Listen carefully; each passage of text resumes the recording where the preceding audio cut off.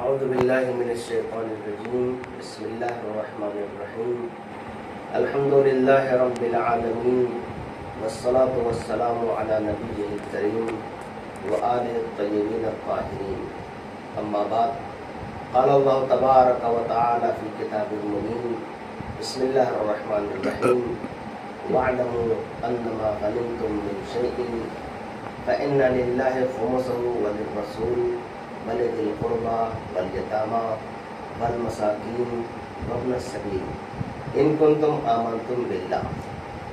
ناظرین، آج ہم خمس کے سلسلے میں ضروری مسائل اور خمس کی اہمیت اور زمانے کی ضرورت، ان چیزوں پر آپ کے سامنے کچھ باتیں لے کر حاضر ہوئے۔ قرآن کریم کی آیت سورہ انفال کی آیت نمبر 41، خداوند عالم گویا کہ ایک طرح سے ایمان کی علامت قرار دیتا ہے اگر کوئی خمس نکالتا ہے۔ حکم ہو رہا ہے کہ خمس نکالو۔ خمس کس طرح سے نکالیں، کیسے نکالیں، آج ہم یہ آپ کے سامنے بیان کرتے ہیں۔ خدا کہتا ہے کہ وَاعْلَمُوا، آگاہ ہو جاؤ، انما غنمتم من شیء، تمہارے پاس جو کچھ ہے۔ آیت تو مال غنیمت کے سلسلے کی ہے، اس ایک اعتبار سے مال غنیمت کے علاوہ ابھی ہم آپ کے سامنے بیان کریں گے کہ کون کون سی چیزیں ہیں جن میں خمس واجب ہے۔ تو خدا کہتا ہے کہ وَاعْلَمُوا، آگاہ ہو جاؤ، جو کچھ تمہارے پاس ہے غنیمت میں سے، فَإِنَّ لِلَّهِ، اللہ کے لیے ہے، فَإِنَّ لِلَّهِ خُمُسُهُ وَلِلرَّسُولِ، اللہ اور رسول کے لیے اس میں پانچواں حصہ یعنی خمس ہے، وَلِذِي الْقُرْبَى، اور رسول کے قرابت داروں کے لیے، وَالْيَتَامَى، یتیموں کے لیے، وَالْمَسَاکِینِ، مسکینوں کے لیے، وَابْنَ السَّبِیلِ، غریب و لاچار مسافرین کے لیے ہے۔ ان کنتم آمنتم باللہ، اگر تم ایمان رکھتے ہو تو۔ اس کا مطلب یہ ہے کہ کہیں نہ کہیں اگر کوئی خمس سے دامن بچاتا ہے، دور بھاگتا ہے، سمجھیے کہ اس کے ایمان میں کھوٹ ہے، اس کا ایمان گویا کہ مکمل نہیں ہے۔ ناظرین، زکوٰۃ کے بعد اہم ترین فریضہ خمس کا نکالنا ہے، اس لیے کہ خمس اور زکوٰۃ کے ذریعے ہمارا مال پاک ہوتا ہے۔ بغیر خمس و زکوٰۃ کے مال کو استعمال کرنا جائز نہیں۔ مثلا کچھ دن پہلے ہم نے زکوٰۃ کے بارے میں کچھ باتیں آپ کے سامنے عرض کی ہیں۔ نصاب تک پہنچتے ہوئے، یعنی جس کے گھر میں، جس کے کھیت سے 8 کنٹل 47 کلو گیہوں یا جو آئے یا اس سے زیادہ، اس کے اوپر زکوٰۃ واجب ہے۔ اگر زکوٰۃ نہ نکالے تو اس گیہوں کا استعمال کرنا اس کے لیے جائز نہیں ہے۔ ویسے ہی سالانہ بچت پر اگر کوئی خمس نہ نکالے تو اس کے لیے اس مال کا استعمال کرنا جائز نہیں ہے۔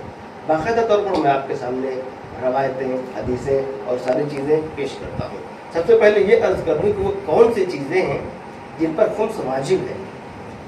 نمبر 1، جنگ کا مال غنیمت، جواہرات جو غوطہ خوری کے ذریعے حاصل ہو، کانے، خزانہ، کاروبار اور وغیرہ کا نفع، وہ حلال مال جو حرام میں مخلوط ہو گیا ہو اور جس کی مقدار معلوم نہ ہو، وہ زمین جسے کافر ذمی مسلمان سے خریدے۔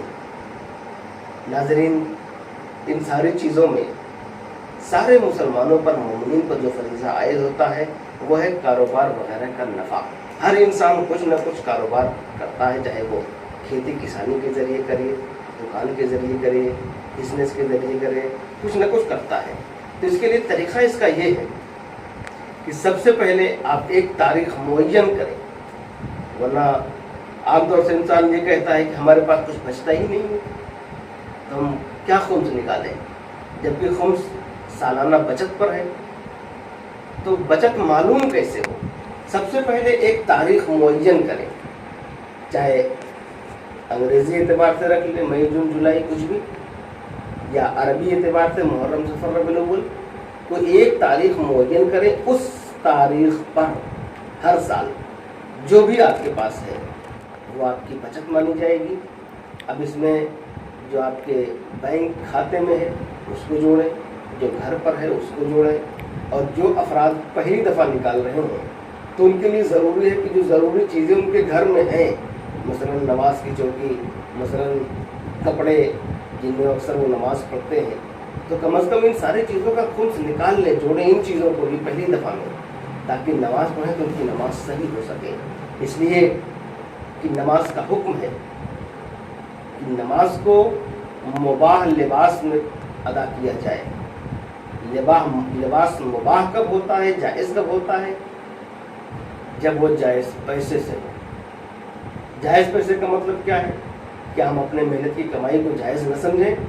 جی ہاں, وہ جائز ہے آپ کی محنت کی کمائی, لیکن اگر خمس نہیں نکلا ہے تو اس میں سادات کا حق اور امام زمانہ علیہ السلام کا حق پوشیدہ ہے. اگر کسی کا حق آپ کے لباس میں پوشیدہ ہے تو ظاہر ہے آپ خود فیصلہ کریں کہ آپ کی نماز صحیح ہے یا صحیح نہیں ہے. خود آیت اللہ العظمیٰ سیستانی صاحب, جو کہ اس وقت مرجع ہے, نائب امام ہے, اکثر ہندوستان کے مومنین, ہندوستان کے علاوہ بھی مومنین ان کی تقلید کرتے ہیں. ان کا ایک صریحی فیصلہ ہے اور صریحی حکم ہے کہ وہ مال مباح نہیں ہے, اس کا استعمال جائز نہیں ہے جس میں خمس نہ نکلا ہو. ناظرین, خمس کی طرف متوجہ ہو, خمس نکالیں تاکہ آپ کا مال پاک ہو, آپ کی نماز صحیح ہو, ہر عمل آپ کا درست ہو. اس کا طریقہ یہ ہے کہ آپ 1 تاریخ کو معین کریں, جو بھی آپ کے پاس ہے بینک اکاؤنٹ وغیرہ کا لے کر اس کا 5واں حصہ نکالیں. مثلا اگر 5 روپے بھی ہو رہے ہیں تو 1 روپے نکلے گا. مثلا 5000 ہے تو 1000, 50,000 ہے تو 10,000, 5 لاکھ نکل رہا ہے, ہو رہا ہے سب تو 1 لاکھ. اسی اعتبار سے آپ تو اب جو خمس نکلا اس کے 2 حصے ہوں گے. ایک حصہ غریب سید کا ہے, ایک حصہ امام زمانہ کا ہے. امام زمانہ کا جو حصہ ہے وہ نائب امام کی اجازت سے خرچ ہوگا, چاہے آپ نائب امام تک خود پہنچائیں مراجع کرام تک, یا ان کے جو وکیل ہیں یا انہوں نے جن کو اجازت دیا ہے اس تک آپ پہنچائیں. اس کے علاوہ ایسا نہیں ہے کہ یہ کوئی نئی چیز ہے, بلکہ اس کا حکم سن 2 ہجری میں جس سال روزے کا حکم آیا ہے, عیدین کی نماز کا حکم آیا ہے, اسی سال خمس کا بھی حکم آیا ہے. اس کے علاوہ معصومین کے زمانے میں بھی آئیے دیکھتے ہیں اس کی کیا نوعیت تھی.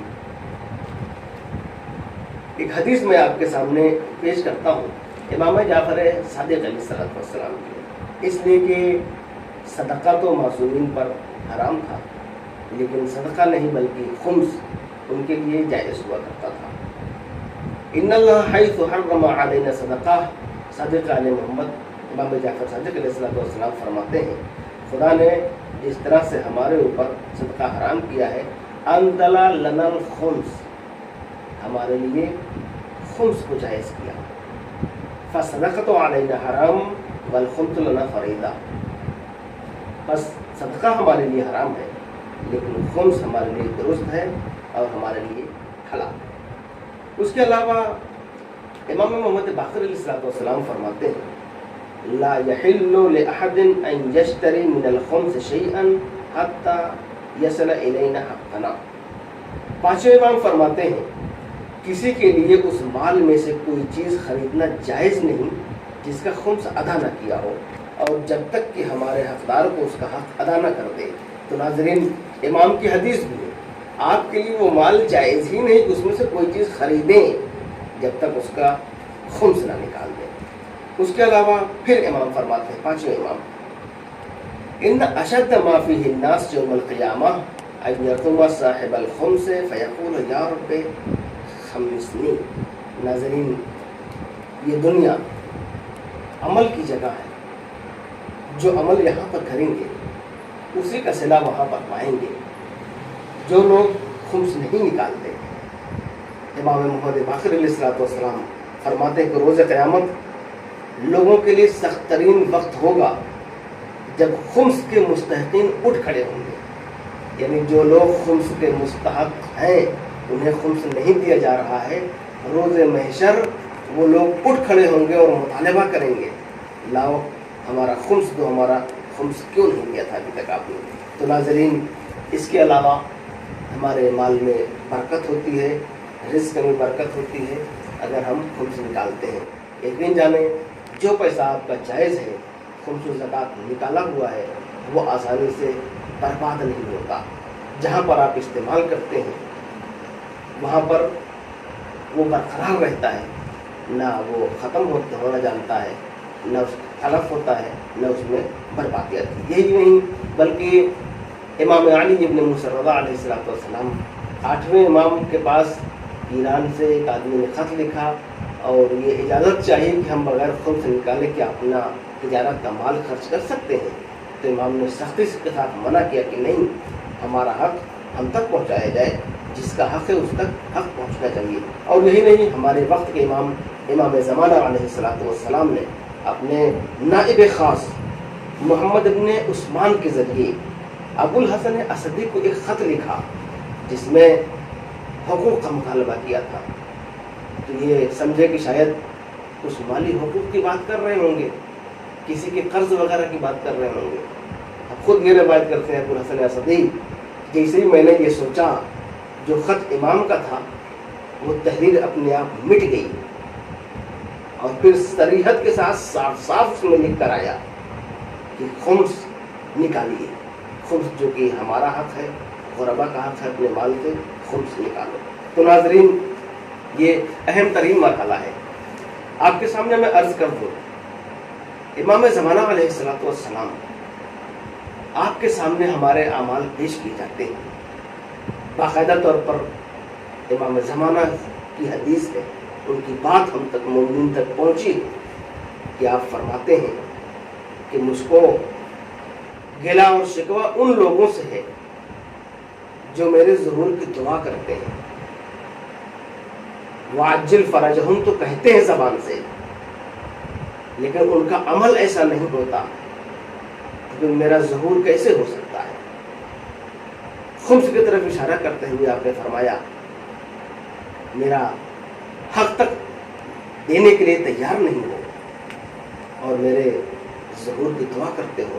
ناظرین، انصاف سے بتائیں، ہم آپ ہر نماز کے بعد، ہر روز صلوات پڑھنے کے بعد وعجل فرجہم کہتے ہیں کہ یہ مولا آپ کے ظہور میں جلدی ہو، تو انصاف سے بتائیں اگر آج ہی یا مثلاً اب کی جمعے کو اگر انشاءاللہ امام کا ظہور ہو جاتا ہے تو کتنے لوگ ایسے ہیں جو یہ کہہ سکتے ہیں کہ مولا ہمارے یہاں تشریف لائیں آپ؟ کتنے لوگ ایسے ہیں جو یقین کے ساتھ کہہ سکتے ہیں کہ مولا ہمارے گھر میں کسی چیز میں کوئی 1 روپیہ بھی ناجائز نہیں لگا ہے؟ کتنے لوگ ایسے ہیں جو یقین کے ساتھ کہہ سکتے ہیں کہ مولا ہمارے گھر میں جتنے سامان ہیں سب خمس نکالے ہوئے پیسے سے آئے ہیں؟ مثلاً جو بستر ہے وہ آپ کے بیٹھنے کے لائق ہے، جو صوفہ ہے وہ آپ کے بیٹھنے کے لائق ہے، جو چھت پڑی ہوئی ہے اس کے نیچے آپ کے بیٹھنے کی جگہ ہے، وہ کتنے لوگ ایسے ہیں؟ تو ناظرین، ایسا نہ ہو کہ ہمیں شرمندگی محسوس ہو امام کے سامنے کہ ہم نے امام کا حق ہی نہیں ادا کیا۔ تو یہ وعدہ کریں، عہد کریں، ایک تاریخ کو معین کریں اور خمس نکالنا آج ہی سے شروع کریں۔ اگر خمس نکالنے میں کوئی پریشانی آتی ہے یا کوئی مسئلہ سمجھ میں نہیں آتا تو آپ علماء سے رابطہ کریں یا مجھ جیسے طالب علم سے بھی آپ رابطہ کر سکتے ہیں۔ میرے موبائل فون پر میرا نمبر ہے 9415396357۔ میں امید کرتا ہوں کہ انشاءاللہ ہم سب یا جو لوگ خمس نہیں نکالتے ہیں خداوند عالم ان کو خمس نکالنے کی توفیق عطا فرمائے۔ والسلام علیکم ورحمۃ اللہ۔